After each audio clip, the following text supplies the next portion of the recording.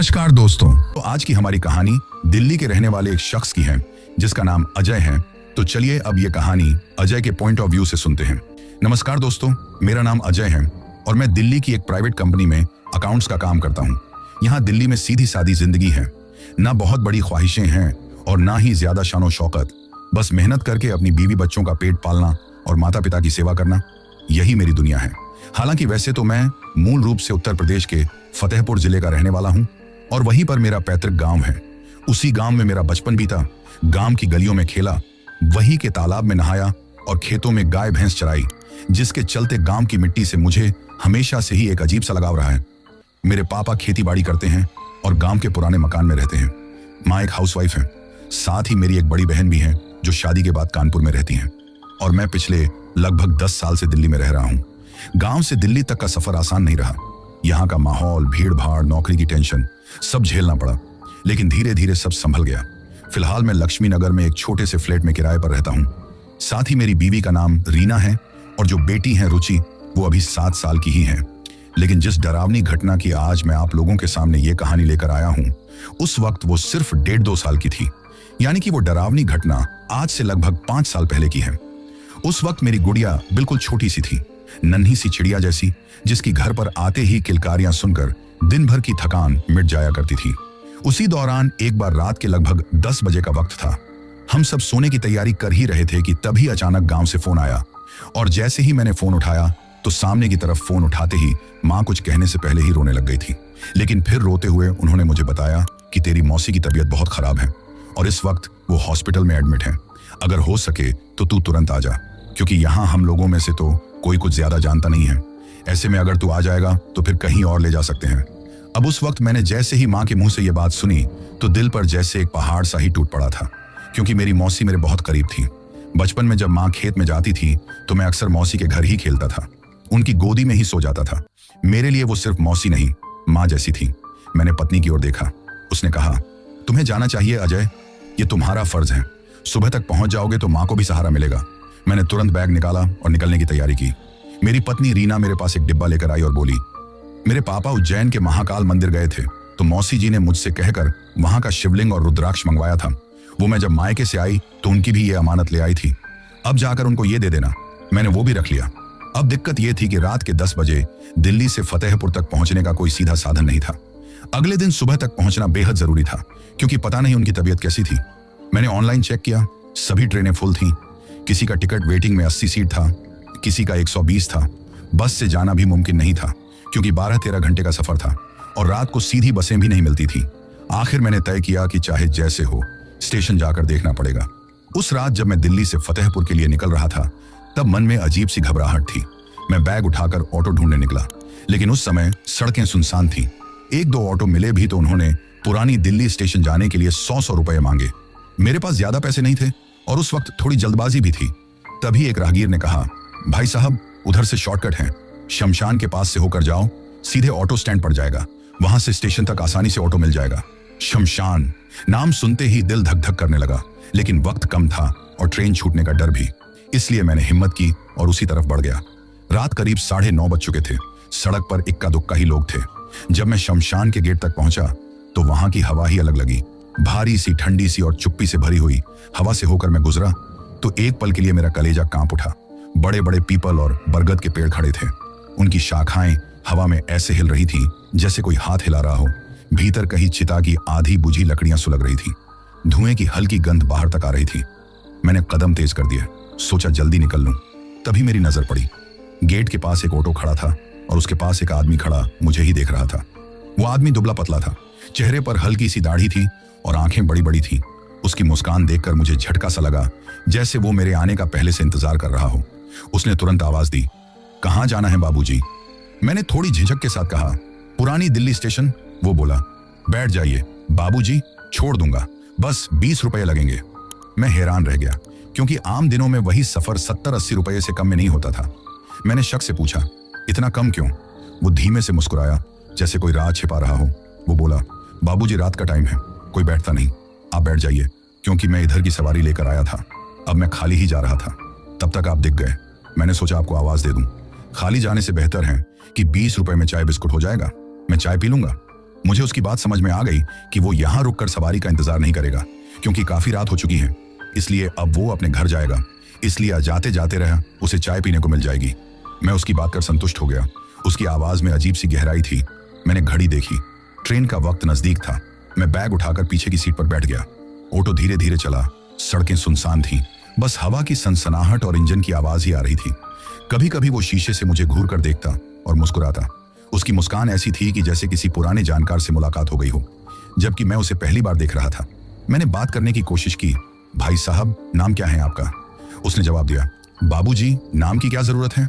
नाम जानकर भी क्या करेंगे? जरूरी तो ये है कि आप समय पर पहुंचे। उसका जवाब सुनकर न जाने क्यों मुझे उससे डर सा लगने लगा। मैंने फिर पूछा, आपको कैसे पता चला कि मुझे स्टेशन जाना है? उसकी आंखें शीशे से मिली और उसने इतना ही कहा, भैया, हमें सब पता होता है कि कौन कहां जा रहा है। मेरी धड़कन तेज हो गई। मैंने बैग को कसकर पकड़ लिया। बाहर झांका तो लगा जैसे हर पेड़ के पीछे कोई खड़ा है। तभी ऑटो वाले ने फिर कहा, मौसी की हालत बहुत खराब है ना? मेरे रोंगटे खड़े हो गए। मैंने झट से उसकी तरफ देखा और पूछा, तुम्हें कैसे पता? वो हल्के से मुस्कुराया और बोला, बाबूजी, रास्ते में बहुत कुछ सुनाई दे जाता है, बहुत कुछ दिख भी जाता है। उसकी बातें समझ से बाहर थी। करीब 10 मिनट बाद ऑटो स्टेशन के बाहर रुक गया। इतनी जल्दी कि मैंने उम्मीद भी नहीं की थी। मैंने जेब से 20 रुपये निकाले। उसने पैसे लेने से पहले मेरी आंखों में झांका और धीमे स्वर में बोला, बाबूजी, सफर लंबा है, संभल कर रहना। हर यात्री मंजिल तक नहीं पहुंच पाता। मैं सन्न रह गया। इससे पहले कि कुछ कहता, उसने पैसे लिए और मुस्कुराने लगा। मैं जल्दी से बैग उठाकर प्लेटफॉर्म की तरफ दौड़ा। पीछे मुड़कर देखा तो ऑटो गायब था। अरे, अभी तो यहीं खड़ा था, इतना जल्दी कैसे गायब हो गया? मन में डर की हल्की टीस उठी। मेरा गला सूख गया, लेकिन मैंने खुद को समझाया कि शायद कहीं साइड में चला गया होगा। मैं इस समय टेंशन में था। इतना सोचने का मौका भी नहीं था। मैं स्टेशन पर आ गया, लेकिन मैं चौंक पड़ा।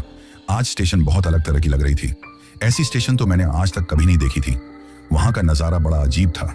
दिन में जो स्टेशन भीड़ भाड़ से भरा होता है, रात में बिल्कुल वीरान लग रहा था। बस कुछ मुसाफिर प्लेटफॉर्म पर लेटे हुए थे। कोई अखबार ओढ़े सो रहा था, कोई थके हारे से बेंच पर बैठा था। चाय के ठेले भी बंद हो चुके थे। मैं सीधे टिकट काउंटर की तरफ गया, पर वहां ताला लटका हुआ था। तभी मेरी नजर एक बुजुर्ग टीटी टिकट चेकर पर पड़ी। सफेद वर्दी में थे, हाथ में लालटेन थी। उनका चेहरा बहुत झुर्रीदार था और आंखों में अजीब सी चमक थी। मैं उनके पास जाकर बोला, साहब, बहुत जरूरी काम है, फतेहपुर जाना है। कोई भी ट्रेन हो, टिकट दिलवा दीजिए। वो मुझे घूरने लगे जैसे मेरी आत्मा तक देख रहे हों। फिर धीमे स्वर में बोले, बेटा, आधे घंटे बाद एक ट्रेन आएगी। इसमें रिजर्वेशन का झंझट नहीं है, सीधे बैठ जाना। लेकिन उस गाड़ी का सफर आसान नहीं है। कहते हैं जो उसमें चढ़ता है कई बार लौट कर नहीं आता। मैंने सोचा शायद ये कोई पुरानी अंधविश्वास वाली बात होगी। मैंने हंसते हुए कहा, साहब, आप अफवाह मत सुनाइए, मुझे तो पहुंचना ही है, आप टिकट काट दीजिए। उन्होंने सिर झुकाया, टिकट लिखा और मेरे हाथ में थमा दिया। फिर मेरी तरफ बिना कुछ कहे अजीब सी नजरों से देखते रहे। करीब 15-20 मिनट बाद सीटी की आवाज आई। अंधेरे में धुंध काटती हुई एक ट्रेन धीरे धीरे प्लेटफॉर्म पर आकर रुकी। वो नजारा मैं आज तक नहीं भूल पाया। ट्रेन बिल्कुल पुरानी थी, जैसे दशकों से चल रही हो। डिब्बों पर जंग लगी थी, खिड़कियों की सलाखें टेढ़ी मेढ़ी थी, ऊपर लगी लाइटें मध्यम जल रही थी और डिब्बों से अजीब सी सीलन की बदबू आ रही थी। मुझे झटका लगा, लेकिन फिर सोचा, चलो, पुरानी ट्रेन होगी, मुझे तो बस पहुंचना है। मैं बैग लेकर अंदर चढ़ गया। अंदर जाकर देखा तो पूरा डिब्बा लगभग खाली था। बस 5-6 मुसाफिर बैठे थे, वो भी एकदम चुप, कोई बात नहीं कर रहा था। मैं खिड़की वाली सीट पर बैठ गया। सामने एक बुजुर्ग दाढ़ी वाले अंकल बैठे थे। उनके चेहरे पर गहरी उदासी थी।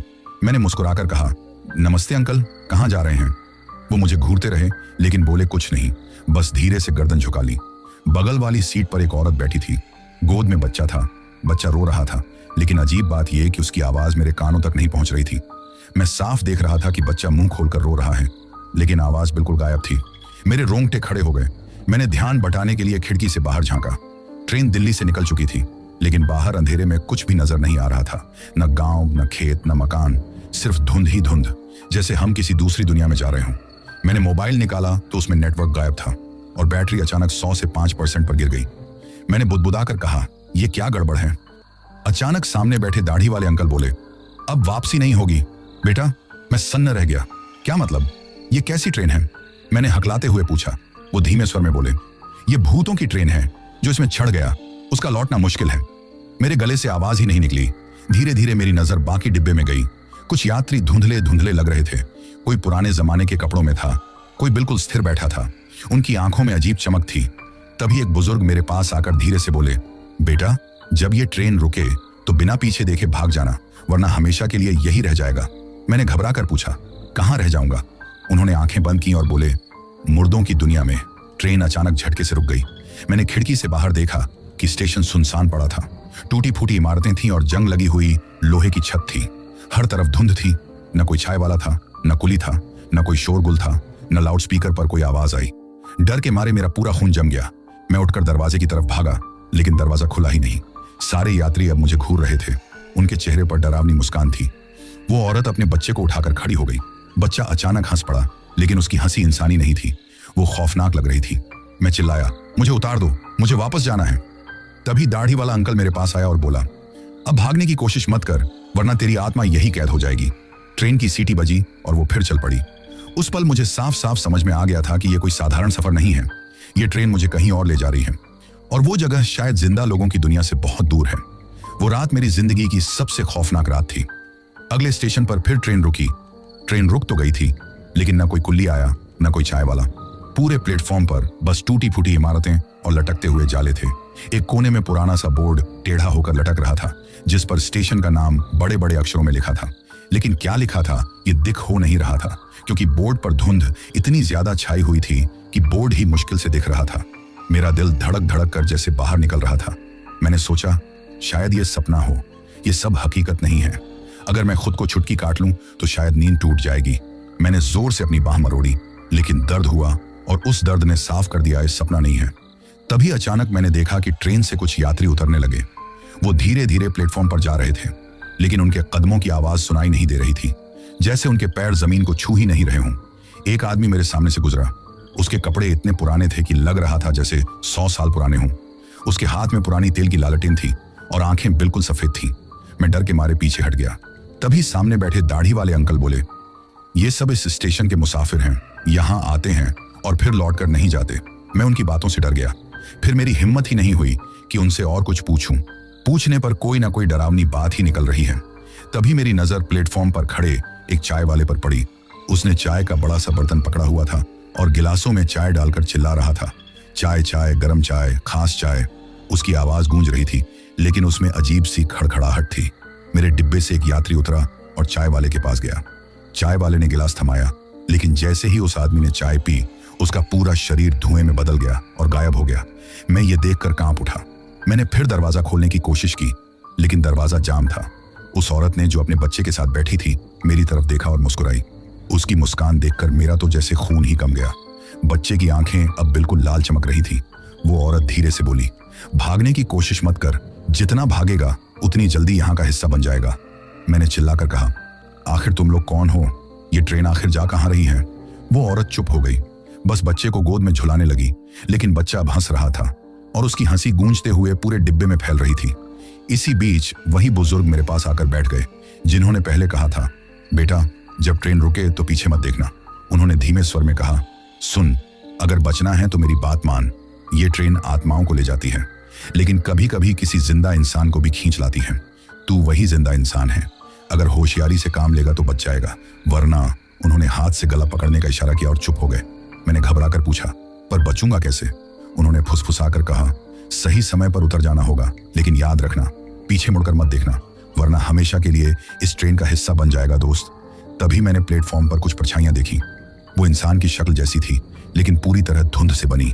वो धीरे धीरे चलते हुए डिब्बों में घुस रही थी। एक परछाई मेरे डिब्बे में घुसी और सामने वाली खाली सीट पर बैठ गई।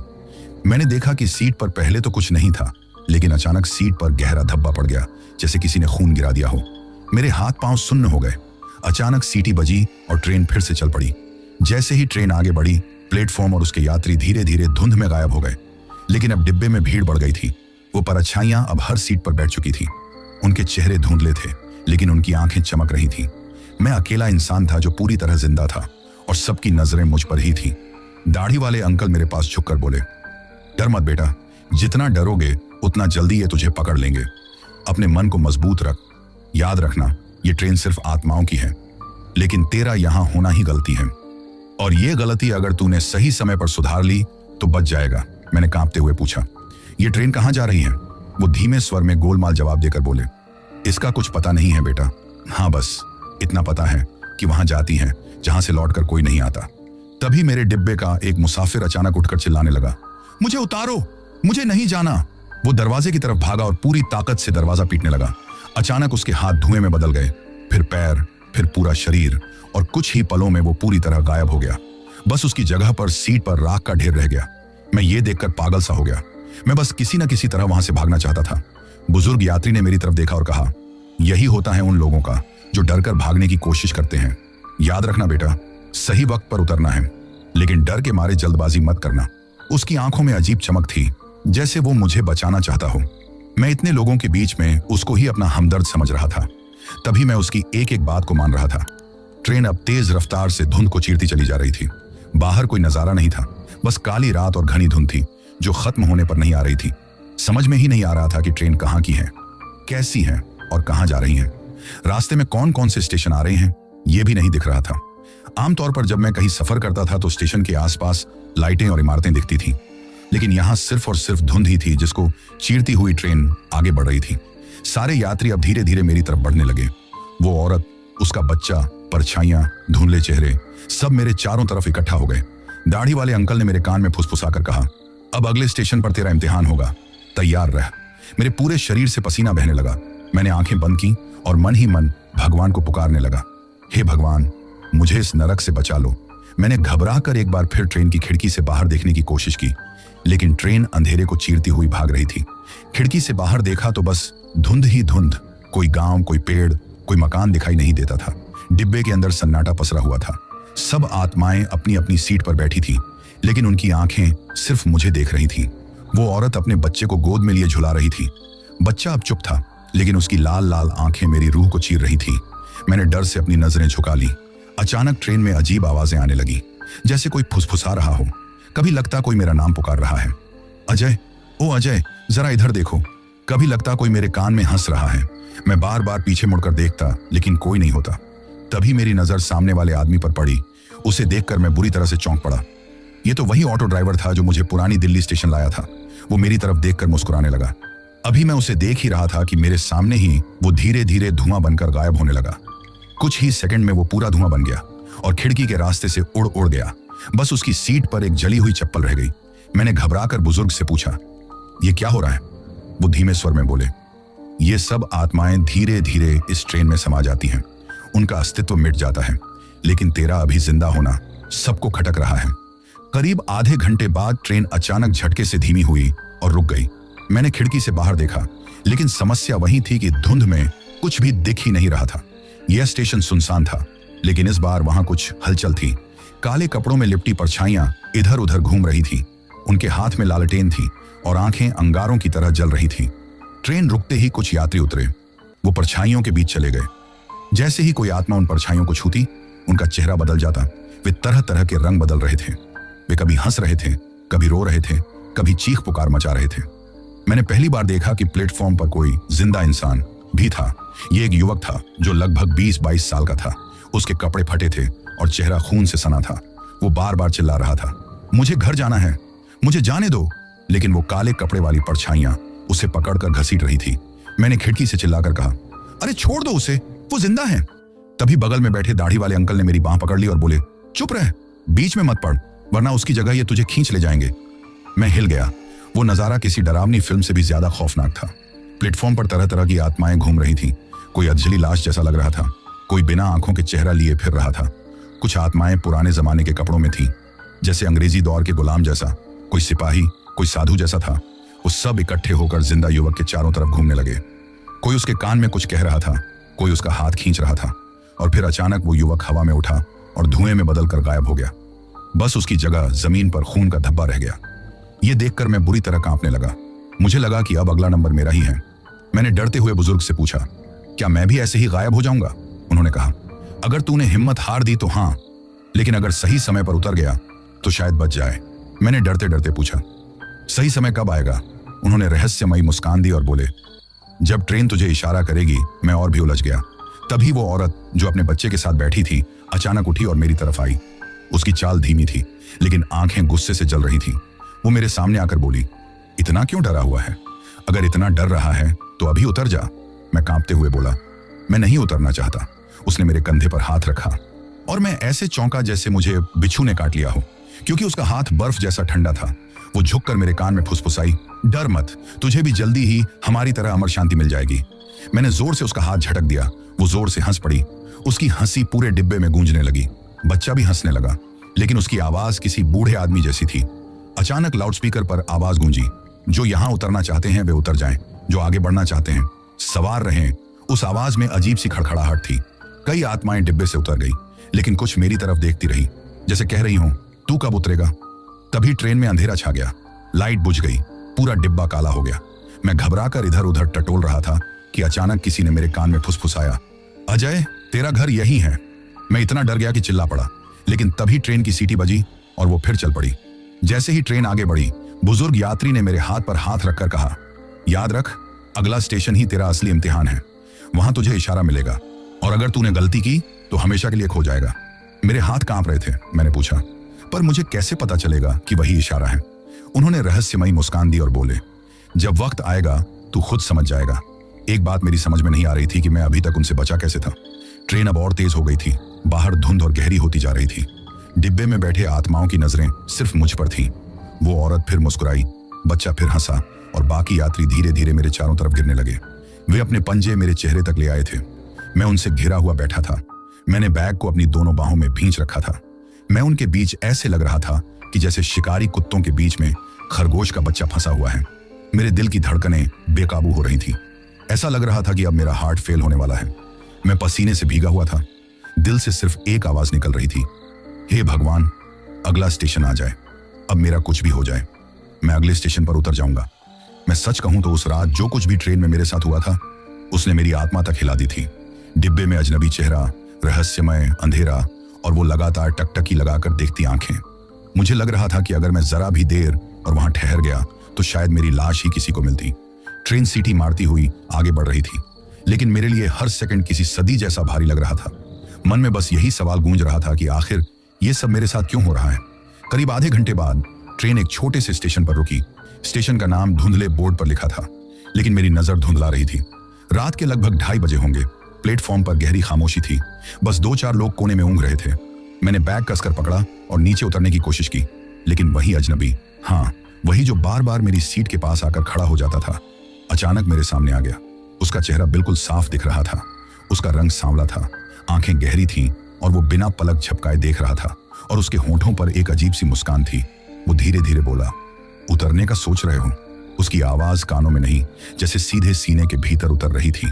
मैं कांप गया, लेकिन हिम्मत जुटाकर मैंने नजरें चुराई और बिना जवाब दिए प्लेटफॉर्म पर छलांग लगा दी। मैं प्लेटफॉर्म पर गिरा। जैसे ही मैं उठा कि मेरा दिल जोर से धड़क उठा। मुझे लगा कि पीछे से किसी ने मेरा कंधा कसकर पकड़ लिया। मैंने पलटकर देखा तो कोई नहीं। मैं डर के मारे ऐसा कांप रहा था कि लग रहा था कि अभी यही गिर जाऊंगा। ट्रेन ने सीटी दी और धीरे धीरे आगे बढ़ने लगी। मैंने चैन की सांस ली कि चलो, उस भूतिया डिब्बे से तो छुटकारा मिला, लेकिन मन के किसी कोने में डर था कि कहीं वो अजनबी यहां भी ना आ अटके। अब समस्या ये थी कि ये स्टेशन बहुत छोटा था। न बस थी, न ऑटो, इक्का दुक्का लोग ही दिख रहे थे। मैं बाहर निकला तो वे लोग भी जा चुके थे। मैंने आसमान की ओर देखा तो बादल छाए हुए थे। मैं सड़क पर चलता चला गया। आसपास निगाह दौड़ता रहा कि कोई सवारी मिल जाए, लेकिन मुझे कोई भी सवारी नहीं मिली। मैं बहुत परेशान था कि मैं क्या करूं। मैं सोच रहा था कि अगर अभी पानी बरसने लगा तो मैं कहां जाऊंगा। हवा भी अब तेजी पकड़ने लगी थी। ठंडी हवा अजीब सी थी। दूर कहीं कुत्ते भौंक रहे थे। काफी देर भटकने के बाद एक ऑटो वाला मिला। अंधेरे में उसका चेहरा ही नहीं दिख रहा था। ऊपर से मैं अपने होश में भी नहीं था। ऑटो वाले ने मेरी हालत देखी तो उसने पूछा, कहां जाना है बाबू? जी। उसकी आवाज सुनकर मैंने उसके चेहरे की ओर देखा तो मुझे लगा कि मेरा दिमाग घूम रहा है और मैं अपने पैरों पर खड़ा नहीं रह पाया। मैं वहीं बेहोश होकर गिरने लगा, क्योंकि ये वही ऑटो वाला था जिसने मुझे स्टेशन पर पहुंचाया था। उसके बाद वो मुझे ट्रेन में मिला था और वहां से धुआं बनकर खिड़की से बाहर निकल गया था।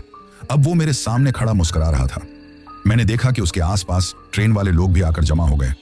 वे सब लोग मेरी तरफ जोर जोर से हंसते हुए अपने पंजे मेरी तरफ फैलाकर बढ़ने लगे। मैं अपने बैग को सीने से लगाए थर थर कांप रहा था।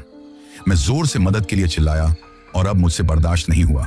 मैं बेहोश होकर वहीं गिर गया। पता नहीं मैं कितनी देर तक बेहोश रहा। अचानक मुझे ठंडा ठंडा सा लगा तो मैं होश में आया तो मैंने देखा कि बारिश हो रही थी और मैं बारिश में भीग रहा था। जहां मैं पड़ा हुआ था वहां दूर दूर तक वीराना था और चारों तरफ ऐसा अंधेरा था कि कुछ दिखाई ही नहीं दे रहा था। ऐसी जगह में अपने आप को पाकर मैं और डर गया। मुझे ये पता ही नहीं था कि ये कौन सी जगह है। मैं उठा तो देखा कि बैग मेरी बाहों में दबी हुई थी। इसीलिए मैं थोड़ा चौकन्ना होकर बैठ गया और मैं ध्यान से हर एक चीज को देखने लगा। और तभी किसी बात को सुनकर मैं चौंक पड़ा। दरअसल मैंने ध्यान दिया कि बगल वाली मेज पर बैठे 3 आदमी आपस में बातचीत कर रहे थे। उनमें से एक बोला, आज फिर उसी ट्रेन से आया हूं, बड़ा मजा आया, नया यात्री मिला। दूसरे ने हंसकर कहा, हाँ वो लड़का भागने की कोशिश कर रहा था। मेरे कान खड़े हो गए, कहीं ये मेरी ही बात तो नहीं कर रहे। फिर मैंने सोचा, नहीं नहीं, ये मेरा वोम है, ये लोग तो शायद किसी और की बात कर रहे होंगे। कि तभी वेटर चाय लेकर आया। कप रखते हुए उसने मुस्कुराकर कहा, लीजिए भैया, हमारी चाय अमर बना देती है। उसके शब्द अजीब लगे, लेकिन मैंने अनसुना कर दिया। मैंने कप उठाया और होठों तक लाया, लेकिन तभी मुझे झटका लगा। मैं ये देखकर हक्का बक्का रह गया कि चाय से भाप नहीं बल्कि काला धुआं निकल रहा था, जैसे राख जला दी गई हो। मैंने कप तुरंत नीचे रख दिया और मैंने अपने चारों ओर देखा। अब मैंने बाकी लोगों को गौर से देखना शुरू किया। मैंने देखा कि एक आदमी के हाथ में रोटी थी, लेकिन उसके दांत इतने लंबे और नुकीले थे कि वो रोटी में ढंस रहे थे। दूसरे के गिलास में पानी नहीं, खून सा गाढ़ा लाल तरल था। तीसरा आदमी जब हंसता तो उसके मुंह के अंदर बिल्कुल अंधेरा दिखता, जैसे वहां कुछ हो ही नहीं। मेरा शरीर कांपने लगा। तभी अचानक उनमें से एक ने सिर उठाकर मेरी तरफ देखा। उसकी आंखें नहीं थी, बस काले गड्ढे थे। वो मुझसे बोला, हमसे दूर भागकर कहां जाओगे? इंसानों से मिलने? इंसान तो अब बहुत दूर हैं, यहां बस हम हैं और तुम। बाकी सब एक साथ मेरी ओर मुड़ गए। उनकी आंखों से अजीब नीली रोशनी झलक रही थी। सबकी आवाजें गूंज उठी, आ जाओ, हमारे साथ आ जाओ, हमेशा के लिए। मैं डर के मारे बेंच से उठ खड़ा हुआ। चाय का कप गिरकर फर्श पर टूट गया। वेटर ने झट से अपनी लंबी जीभ बाहर निकाली और जमीन से टुकड़े छांट लिए। ये देखकर मेरी सिट्टी पिट्टी गुम हो गई। मैं भागने लगा। पीछे से सबकी हंसी और चीखें एक साथ गूंज रही थी। भागो, जितना भाग सकते हो, लेकिन बच नहीं पाओगे। मैं ढाबे से निकलकर अंधेरी सड़क पर दौड़ पड़ा। अब मुझे साफ समझ आ गया था कि मैं जहां भी जाऊंगा मुझे इंसान नहीं मिलेंगे। हर जगह भूत ही घात लगाए बैठे होंगे। ढाबे से निकलते ही मैं पागलों की तरह भाग रहा था। पीछे से अजीब सी हंसी सुनाई दे रही थी। वो हंसी इंसान जैसी नहीं थी, जैसे लोहे की रगड़ से कोई चिड़चिड़ाती आवाज निकलती है। ठीक वैसी हंसी मेरे कानों में वो आवाज गूंज रही थी, भागो, जितना भाग सकते हो, सुबह तक देख लेंगे। मैं इतना निराश हो गया था कि मैंने अपनी जिंदगी की उम्मीद ही छोड़ दी थी। मैं सोच रहा था कि पता नहीं वो कौन सी घड़ी थी कि जब मेरे यहाँ मौसी की बीमारी का फोन आया था। तभी अचानक मुझे ध्यान आया कि पता नहीं मौसी का क्या हाल हुआ होगा। वो अब तक जिंदा होगी भी या नहीं। वो लोग तो यही सोच रहे होंगे कि मैं जानबूझकर आया ही नहीं और मैं इस मुसीबत में फंसा हुआ था, जिसकी जानकारी मेरे घर में किसी को भी नहीं थी और मैं किसी को बता भी नहीं सकता था, क्योंकि मेरा मोबाइल ही बंद था और इस्तेमाल में नहीं था। सड़क सुनसान थी। कभी कभी दूर किसी ट्रक की रोशनी चमकती थी और फिर गायब हो जाती। लेकिन जैसे ही मैं पास पहुंचता, ट्रक की हेडलाइट्स बुझ जाती और वहां सिर्फ धुंध बचती। मैं हाँफ रहा था। पैरों में जान नहीं बची थी, लेकिन दिल कह रहा था, अगर रुका तो जिंदा नहीं बचेगा। थोड़ी दूर जाकर एक ट्रक सचमुच खड़ा मिला। ड्राइवर सीट पर कोई बैठा था। उसे देखकर मेरी जान में जान आई। मैंने सोचा, अब शायद मैं बच जाऊंगा, मुझे मदद मिल जाएगी। मैं दौड़कर ट्रक के पास पहुंचा और ड्राइवर से कहा, भाई साहब, प्लीज मुझे कहीं भी ले चलो, मुझे यहां से बचा लो। ड्राइवर धीरे धीरे मेरी ओर मुड़ा। उसका चेहरा बिल्कुल काला था, जैसे कोयले से रंग दिया गया हो, लेकिन उसकी आंखों से पीली रोशनी निकल रही थी। वो गरजते हुए बोला, आ जा, चढ़ जा ट्रक पर, सीधा उस दुनिया में ले चलूंगा जहां से कोई वापस नहीं आता। मेरे पैरों तले जमीन खिसक गई। मैं पीछे हटने लगा। तभी ट्रक का दरवाजा अपने आप खुला और अंदर से कई हाथ बाहर निकले, सूखे हड्डियों जैसे हाथ जो मुझे पकड़ने को लपक रहे थे। मैं चीखते हुए फिर सड़क पर भाग खड़ा हुआ। वहीं सड़क के किनारे गेहूं के खेत थे। मैं उनमें घुस गया। मैं दहशत में भर गया था और चाहता था कि मैं उन लोगों की निगाह में ना आऊं। मैं कहीं दूर जाकर ऐसे छिप जाऊं कि मुझे कोई देख ना सके। लेकिन अंदर घुसते ही ठंडी हवा चली और चारों तरफ से कान फाड़ू आवाजें आने लगी, कि रोने की, कभी किसी बच्चे की खिलखिलाहट की तो कभी किसी बूढ़े के कराहने की। मैं खौफ से भर उठा। मैंने पीछे मुड़कर देखा तो खेत की बालियों के बीच से कई चेहरे झांक रहे थे। आधी रात का अंधेरा, और उन चेहरों पर ना आंखें थीं, ना नाक और ना ही मुंह था, बस सपाट चेहरे जैसे कोई मास्क हो। वो सब धीरे धीरे मेरी तरफ बढ़ने लगे। मैं जोर से चीखा और वहां से भी भाग खड़ा हुआ। मेरी समझ में नहीं आ रहा था कि मैं किधर जा रहा हूं। मुझे ना कोई दिशा की जानकारी थी, ना किसी जगह की जानकारी थी। मैं बस भाग रहा था कि किसी न किसी तरीके से उन लोगों से बच जाऊं। जहां भी मुझे दिखाई दे रहा था बस उधर भाग रहा था। भागते भागते मुझे ऐसा लगा कि मेरी टांगें ही टूट जाएंगी। मैं इतना थक चुका था कि अब मुझे भागना भी मुश्किल लग रहा था। यहां तक कि मुझसे खड़ा भी नहीं हुआ जा रहा था, लेकिन जान बचाने के लिए भाग रहा था। भागते भागते मुझे एक टूटा फूटा पुराना मकान दिखा। शायद वो कभी किसी जमींदार की हवेली रही होगी। उसकी दीवारें आधी टूटी थीं और खिड़कियों में दरवाजे नहीं थे। मैं अंदर घुस गया। सोचा थोड़ी देर छुपकर बैठ जाऊं, शायद सुबह हो जाए। मैंने एक कोने में बैठकर दीवार से पीठ लगा ली, लेकिन तभी मुझे महसूस हुआ कि दीवार गीली है। मैंने हाथ लगाया तो वो खून था। यह देखकर मैं डर से उछल पड़ा। दीवार से धीरे धीरे खून रिस रहा था। मकान के अंदर अचानक ठंडी हवा चली। चारों तरफ से परछाइयां दीवारों से उतरकर जमीन पर फैलने लगी। वो परछाइयां इंसान की आकृति जैसी थी, लेकिन उनके चेहरे नहीं थे। एक परछाई मेरे पास आई और बोली, क्यों भाग रहे हो? अब तो हमारे बीच आ चुके हो। सुबह तक यही रहो, फिर हमेशा के लिए हमारे साथ रहना। मैंने आंखें बंद कर ली और बुदबुदाने लगा, हे भगवान, मुझे बचा लो, मुझे बचा लो। अचानक ऊपर से चरमराने की आवाज आई। मैंने देखा कि मकान की टूटी छत से एक आदमी उल्टा लटक रहा था। उसकी गर्दन पर फंदा था और उसकी आंखें बाहर निकली हुई थी। वो धीरे धीरे झूलते हुए मेरे सामने आ गया। वो हंसकर बोला, डर क्यों रहे हो? थोड़ी देर में तुम भी ऐसे ही लटक जाओगे। मैं घबराकर बाहर भाग गया। अब मैं फिर सड़क पर था। कभी पीछे से कदमों की आवाज आती, कभी कान के पास कोई फुसफुसाता, भाग ले, लेकिन सुबह तक तेरा खेल खत्म है। मैं गिरता पड़ता दौड़ रहा था। कभी सड़क किनारे के पेड़ों से सफेद साए उतरकर मेरा पीछा करते, कभी जमीन से हाथ निकलकर मेरे पैरों को पकड़ने की कोशिश करते। एक पल को लगा कि अब मैं बच नहीं पाऊंगा। मैं बैग घुमा घुमा कर उनको मारने लगा और हैरत की बात थी कि वे पीछे हट गए। मैं खेतों से निकलकर सड़क पर भागने लगा। सड़क सुनसान थी। कभी कभी दूर किसी ट्रक की रोशनी चमकती थी और फिर गायब हो जाती, लेकिन जैसे ही मैं पास पहुंचता, ट्रक की हेडलाइट्स बुझ जाती और वहां सिर्फ धुंध बचती। मैं हाँफ रहा था। पैरों में जान नहीं बची थी, लेकिन दिल कह रहा था, अगर रुका तो तू जिंदा नहीं बचेगा। थोड़ी दूर जाकर एक ट्रक सचमुच खड़ा मिला। ड्राइवर सीट पर कोई बैठा था। मैं दौड़कर पास पहुंचा और चिल्लाया, भाई साहब, प्लीज मुझे कहीं भी ले चलो, मुझे बचा लो। ड्राइवर धीरे धीरे मेरी ओर मुड़ा। उसका चेहरा बिल्कुल काला था, जैसे कोयले से रंग दिया गया हो, लेकिन उसकी आंखों से पीली रोशनी निकल रही थी। वो गरजते हुए बोला, आजा, चढ़ जा ट्रक पर, सीधा उस दुनिया में ले चलूंगा जहां से कोई वापस नहीं आता। मेरे पैरों तले जमीन खिसक गई। मैं पीछे हटने लगा। तभी ट्रक का दरवाजा अपने आप खुला और अंदर से कई हाथ बाहर निकले, सूखे हड्डियों जैसे हाथ जो मुझे पकड़ने को लपक रहे थे। मैं चीखते हुए फिर सड़क पर भागा। मेरे पीछे पीछे वे लोग भी दौड़े आ रहे थे, लेकिन मैं अपने बचाव के लिए अपने बैग को ही हथियार बनाए हुए था। आखिरकार जैसे ही आसमान थोड़ा सा नीला होने लगा तो सब आवाजें धीमी हो गईं। आसपास की परछाइयां धीरे धीरे धुंध में बदल गईं और गायब हो गई। मैं सड़क किनारे गिर पड़ा। मेरी सांस फूल रही थी, बदन थर थर कांप रहा था, लेकिन मैं जिंदा था। मैंने आसमान की तरफ देखा और सोचा, क्या ये रात मैंने सच में झेली है या कोई सपना था? लेकिन मेरे पैरों पर पड़े गहरे खरोंच और खून के निशान बता रहे थे कि यह सपना नहीं था। तभी एक ऑटो वाला आता दिखा। उस सड़क पर मुझे पड़ा हुआ देखकर रुक गया। उसने मुझे आवाज दी। मैं बैग को सीने से लगाए धीरे धीरे उठ खड़ा हुआ। अब मेरे शरीर में एक बूंद भी शक्ति नहीं बची थी। अब मैं हार चुका था। मैंने सोच लिया था कि अब मैं नहीं बचूंगा, इसलिए मैंने अपने आप को उनके हवाले छोड़ दिया और मैं गहरी नींद में जाने लगा। तभी वो ऑटो वाला उतरकर मेरे पास आ गया और मुझे झकझोरने लगा। मैंने आंखें खोली तो देखा कि उसका चेहरा मेरे ऊपर झुका हुआ था और पूछ रहा था कि क्या तुम ठीक हो? मैंने इशारे से बताया कि हाँ, मैं ठीक हूँ। उसने मुझे सहारा देखकर अपने ऑटो में बिठाया और मुझे पानी पीने को दिया। मैं अपने पास एक इंसान को देखकर खुशी से रो पड़ा और भगवान को शुक्रिया कहा कि मेरी जान बचा ली। वो बोला, भैया, आप बहुत डरे हुए मालूम पड़ते हो, यहाँ क्या कर रहे हो? मैंने पूछा, ये कौन सी जगह है? वो बोला, साहब, ये पुरानी दिल्ली है। ये तो कब्रिस्तान का जाना माना इलाका है। यहाँ जो एक बार फंस गया वो बचकर नहीं निकल सकता। रात के 12 बजे तक तो इनका तांडव मचा रहता है, फिर 12 बजे के बाद इनका जोर कम होता है। अब तो 3:30 बजे हैं, तभी मैं निकला हूँ। चलो मैं आपको आपके घर पहुंचा देता हूँ। मुझे इस समय वो किसी देवदूत से कम नहीं लगा। मैंने उसे अपने घर का पता बताया तो वो थोड़ा हिचकिचाया। वो बोला, बहुत दूर है, रात भी गहरी हो गई है। लेकिन जब मैंने थोड़ा ज्यादा किराया देने का वादा किया तो मान गया।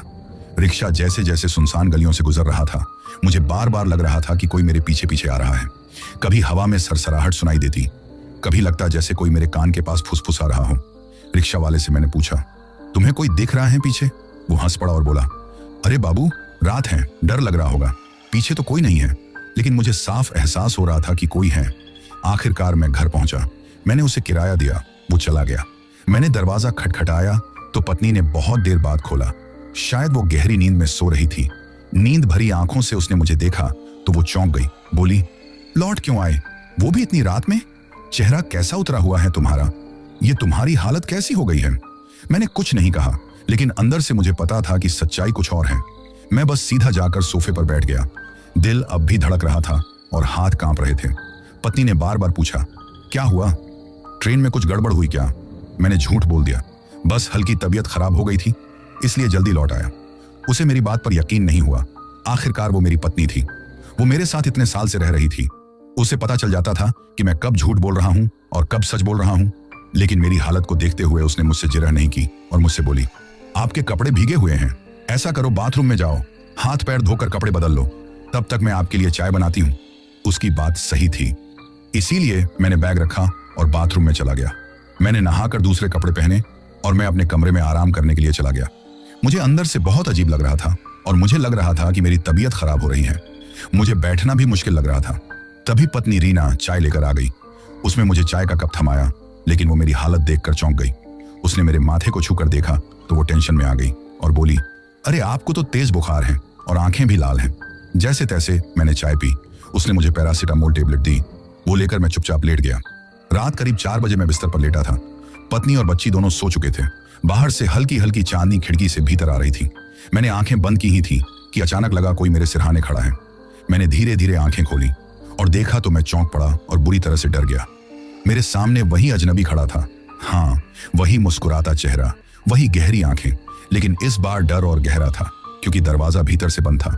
कोई कैसे आ सकता था? मैंने झटके से आंखें मली। मैंने सोचा शायद कोई सपना हो। जब दोबारा देखा तो बिस्तर के पास कोई नहीं था, लेकिन मेरा दिल कांप रहा था।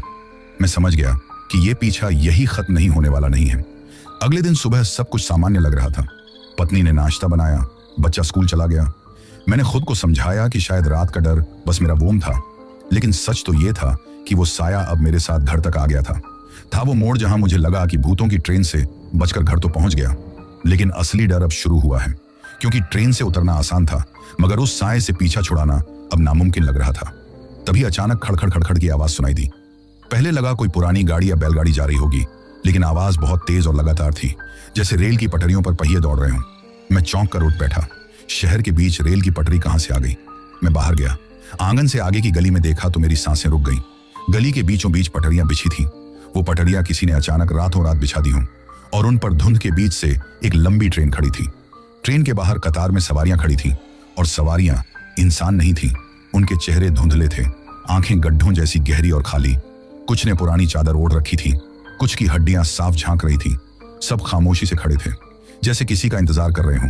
मैं घबराकर पीछे मुड़ना चाहता था, तभी किसी ने पीछे से मेरा कंधा पकड़ लिया। ये एक बर्फ जैसी ठंडी पकड़ थी। मैंने पलट कर देखा, वो वही ऑटो वाला था। उसका वही पीला चेहरा था, वही अजीब मुस्कान थी। वो बोला, आओ बाबूजी, बहुत देर से तुम्हारा इंतजार हो रहा है, ये ट्रेन तुम्हें बुला रही है। मैंने छुड़ाने की कोशिश की, लेकिन उसके हाथों की पकड़ इतनी मजबूत थी कि मैं हिल भी नहीं पा रहा था। उसने मुझे धक्का देकर उस लाइन की तरफ धकेल दिया।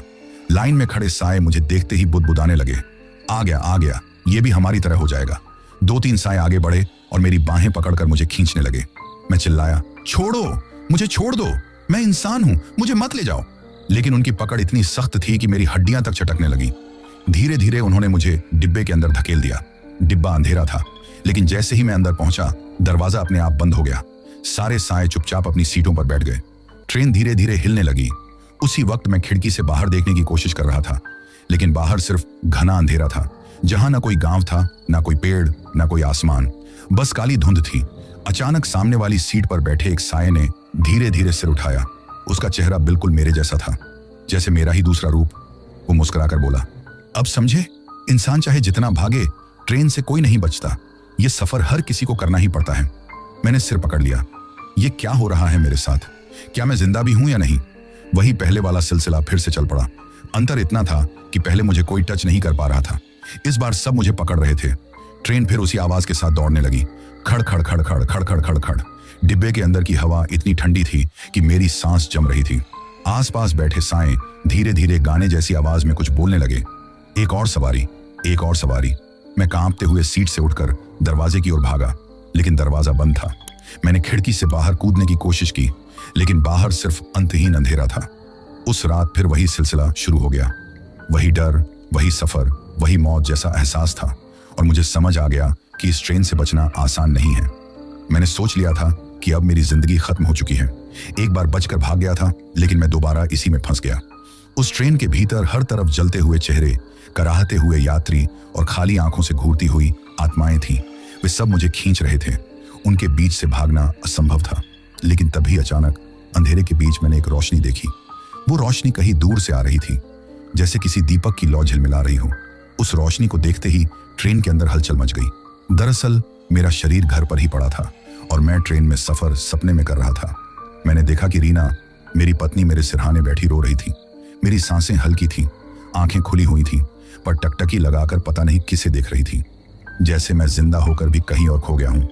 रीना ने घबराकर गांव के लोगों की सलाह पर एक बड़े तांत्रिक को बुलाया था। मैं तांत्रिक की सारी बातें सुन रहा था। तांत्रिक ने आते ही मेरा चेहरा देखा और गंभीर आवाज में कहा, यह आत्मा यहां नहीं है, ये कहीं और खिंच चुकी है। जल्दी करना होगा, नहीं तो वापसी नामुमकिन हो जाएगी। तांत्रिक ने चारों ओर गोमती चक्र, लाल धागे और हवन की तैयारी की। उसने मंत्रोच्चार शुरू किया और बोला, ये उसी शमशान से निकला था जहां भटकती आत्माएं उसका इंतजार कर रही थीं। तभी ये उनकी चपेट में आ गया। वो ट्रेन तुम जानते हो कैसी है। पुराने जमाने में उसमें आग लग गई थी, पूरा डिब्बा जलकर राख हो गया। सैकड़ों यात्री जिंदा जलकर मरे, कुछ स्टेशन पर कूदे, कुछ रास्ते में, लेकिन कोई बचा नहीं। तभी से वो ट्रेन हर रात चलती है और जो भी उसके बीच फंस जाता है वो कभी वापस नहीं आता। रीना सिसकते हुए बोली, क्या मेरा पति भी नहीं बचेगा? तांत्रिक ने दृढ़ स्वर में कहा, नहीं, ये बच सकता है। इसके बैग में महाकाल का शिवलिंग और रुद्राक्ष है। वो शिवलिंग इसकी ढाल बन गया था, उसी ने इसे बचाया है, इसीलिए ये अब तक जिंदा है। महाकाल ने तब उसे बचाया था और महाकाल ही अब उसे बचाएंगे। लेकिन अभी वो शिवलिंग इसके पास नहीं है। जैसे ही बैग इससे दूर हुआ, आत्माएं इसे फिर से खींच ले गई। मगर चिंता मत करो, मैं इसे वापस लाऊंगा। तभी शोरगुल से मेरा ध्यान हटा तो मैंने देखा कि ट्रेन में यात्री हल्ला मचाने लगे हैं। जो आत्माएं मुझे पकड़ने बढ़ती, वे अचानक जलने लगती, जैसे कोई अदृश्य शक्ति उन्हें रोक रही हो। कई साएं चिल्ला उठे, ये नहीं जाएगा, ये हमारा नहीं है, इसे महाकाल की रक्षा मिली है। डिब्बे के भीतर हाहाकार मच गया। किसी ने मेरे पैरों को खींचा, किसी ने बाल पकड़ने चाहे, लेकिन उनके हाथ आग में बदलकर राख हो जाते। उधर तांत्रिक जोर जोर से मंत्र पढ़ रहा था। वो राख मेरे माथे पर मल रहा था। धूप की लपटें ऊंची उठ रही थीं। अचानक वो मेरी छाती पर हाथ रखकर जोर से बोला, हे महाकाल, अपने भक्त को वापस दो, इसे इस मरी हुई ट्रेन के चक्रव्यूह से निकालो। उसके शब्द गड़गड़ाहट जैसे गूंजे। अचानक पूरी ट्रेन हिलने लगी, डिब्बे की दीवारें पिघलने लगी, शीशे से धुआं निकलने लगा। चीख पुकार इतनी भयानक थी कि कान फटने लगे। वो ऑटो वाला भी सामने आया और गरज कर बोला, नहीं, ये मेरी सवारी है, इसे मैं ही लाया हूं, ये यहां से नहीं जाएगा। लेकिन उसी पल शिवलिंग की एक चमकती किरण मेरे सामने प्रकट हुई। वो रोशनी इतनी तेज थी कि सब आत्माएं जलने लगी। ट्रेन की पटरी आग में झुलसकर टूट गई। डिब्बे के दरवाजे अपने आप खुल गए। मैं बिना जाने कैसे उस दरवाजे से बाहर गिर पड़ा। अगले ही क्षण मैंने अपनी आंखें खोली। मैं अपने घर के कमरे में था। चारों ओर धुएं की गंध थी। तांत्रिक हवन कर रहा था। रीना मेरे पास झुकी हुई थी और रोते रोते मेरा हाथ पकड़े हुए थी। मैं हाँफ रहा था और पसीने से भीगा हुआ था। कुछ देर तक समझ ही नहीं पाया कि मैं सचमुच यहां हूं या फिर ट्रेन में। तांत्रिक ने मंत्र रोककर मेरी आंखों में देखा और गंभीर स्वर में कहा, अब तुम सुरक्षित हो। वो आत्माएं अब तुम्हें कभी नहीं छू सकती। लेकिन याद रखो, जहां लोग मना करते हो वहां मत जाओ, जैसे कि शमशान, उजाड़ रास्ते और पुरानी पटरी। इन जगहों पर कभी मत भटकना, क्योंकि एक बार अगर उनका मायाजाल पकड़ ले तो हर कोई भाग्यशाली नहीं होता जो बच सके। महाकाल का शिवलिंग तुम्हारे बैग में था, तभी तुम बच गए। मुझे सावधान करके तांत्रिक महाराज चले गए। मैंने कांपते हुए रीना का हाथ थामा। मेरे होंठों पर सिर्फ एक शब्द निकला, जय हो महाकाल। उस रात के बाद मैंने कभी उस रास्ते से कदम नहीं रखा। उस रास्ते पर क्या, जहां किसी ने बताया कि यह रास्ता सही नहीं है, यहां से मत जाना, तो मैंने उस रास्ते पर कभी कदम नहीं रखा। क्योंकि एक बार जो मैंने झेला, दोबारा मैं उसका नाम भी लेना नहीं चाहता था। आज भी जब कभी ट्रेन की खड़खड़ खड़खड़ आवाज सुनाई देती है, मेरी रूह कांप उठती है, क्योंकि मुझे पता है वो ट्रेन अब भी चलती है, लेकिन मैं सिर्फ महाकाल की कृपा से बच निकला था। तो दोस्तों, ये थी हमारी आज की कहानी। कहानी आपको कैसी लगी, ये आप मुझे कमेंट बॉक्स में कमेंट करके जरूर बताना। Thanks for watching.